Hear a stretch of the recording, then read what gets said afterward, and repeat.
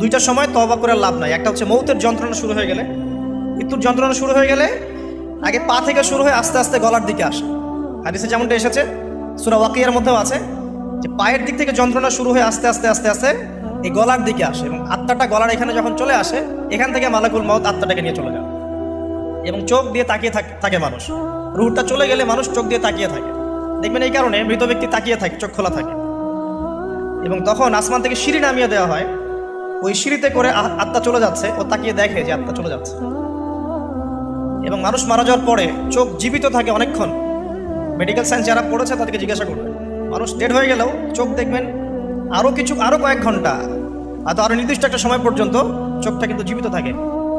এই জন্যে চোখ বন্ধ করে দিতে হয়। যাই হোক, যেটা বলছিলাম যে মৌতের যন্ত্রণা শুরু হয়ে গেলে তওবা করে লাভ নাই, তওবার দরজা বন্ধ। আর পশ্চিম দিক থেকে সূর্য উঠে গেলে তওবা